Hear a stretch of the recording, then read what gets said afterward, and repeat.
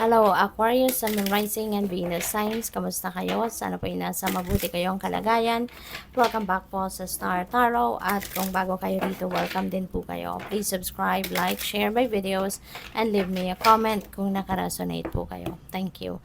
So, tignan natin kung ano yung mga messages ninyo. We have 3 of Pentacles, which is siguro meron ditong collaboration, pagtutulungan, no, sa isang trabaho, proyekto, negosyo, baka mayroong business partnership, maaaring ganon. Or baka meron lang kayong pinagpaplanuhan, no? Maaaring ito ay pagpaplano ng ano, baka nagpaplano kayo ng activity, no? Na maganda rito, no? Ano man ang gagawin ninyo, ano kayo, you are on the same page, no? Halos pare-parehas lang yung idea ninyo, halos magkaka-align, kumbaga, no, yung mga ideas ninyo. Kaya for sure, magiging matagumpay kung ano man ang binabalak ninyong gawin dito that is going to be successful. We have 9 of Swords. Ang iba sa inyo rito is stressed out, nag-worry about something. So, maaari, no, yung tulong na to na paparating sa'yo, could be related to this. Baka napapansin ng mga kaibigan mo, mahal mo sa buhay, na namumroblema ka. Kaya maaaring sila ilalapit sa'yo. Maaaring sila ay lalapit sa'yo at tutulungan ka. Diba? Baka mag-ano sila. Baka sila ay i-initiate ng tulong sa'yo. You know? Kasi baka nakikita nilang namumroblema ka. Okay? So, what else? We have 5 of Wands. Baka ito yung pinoproblema mo. Baka meron ditong mga tao na nangaaway sa'yo.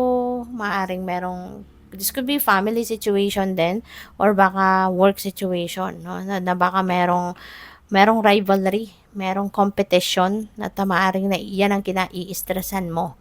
You know? Kaya huwag kang mag-alala, no? Feeling ko yung tatlong ito, yung Pentacles na to, kung sino man itong mga taong ito, maaaring these people are going to help you. Maybe they're going to cheer up on you, or maaaring sila yung mag-a-advise sa'yo, magbibigay sa'yo ng magpapasaya sa'yo, magpapangiti sa'yo. You know? So, yun lang. Wag mong deadmahin, ano? Wag mong i-ignore yung mga tulong na lumalapit sa'yo. Kasi baka these people really concerned about you.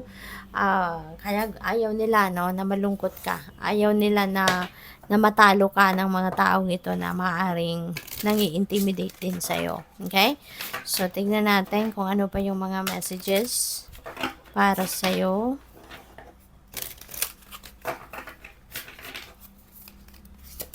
So, we have chemistry. Wow, na makaganda. So, siguro, ito, unang-una, yung samahang ito, kung sino man itong mga kaibigan mo, katrabaho mo, na maaring magtutulong-tulong, no? Kasama ka, or pagtutulungan, kung na para maging masaya ka, you know? Excuse me. Maaring meron talaga kayong chemistry. Meron kayong masayang samahan. So, siguro talagang you know each other pretty much, no? Pretty well.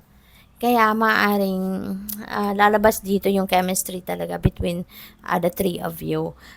Pwede rin na ano ito, sa relationship, no? Aquarius, baka you are going to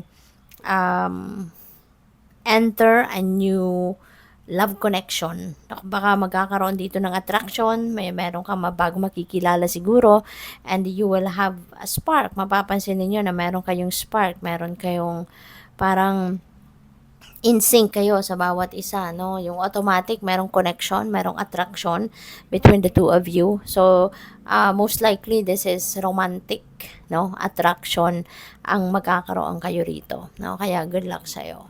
So, what else? We have things falling apart. Ayan. So, there is a need for change dito, no? May ending, merong matatapos na. And, ang maganda rin dito, yung blessing dito is you are going to be given that opportunity to rebuild kung ano man itong nasira, kung ano man itong nag-fall apart. So, this could be a relationship. This could be family situation, ano, pwedeng ganon. So, kung ano man ito, no, I'm getting the energy of the tower moment dito, no, na kailangan may masira, kailangang sirain muna para makapag-establish ka ng panibagong mas malakas na pundasyon sa sitwasyon na ito. At maaaring yan ang pinoproblema ng iba sa inyo.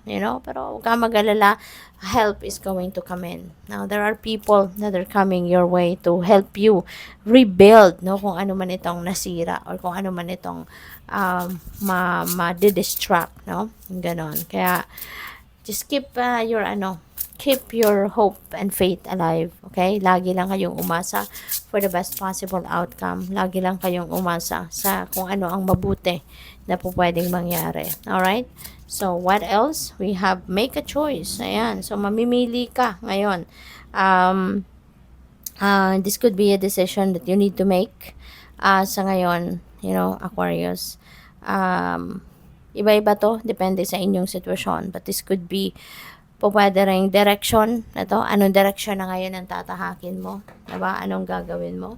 Pwedeng related yan dito sa Nine of Swords, related dito sa Five of Wands energy. Diba? Anong gagawin ko dito? Magpapakabait ako or magtatapang-tapangan ako, magpapatawad ako, or patuloy ko silang aawayin? Mga ganon. Or this could be opportunity, diba, na maaaring pagpipilian ninyo. So, depende yan sa inyong sitwasyon. Or, pwede rin yan na related dito, sa love life. Baka merong hindi lang iisang manliligaw ang meron kayo, diba? So, kaya maaari din na yan ang pinagpipilian ninyo. So, good luck. Thank you for watching. Love and light. Namaste.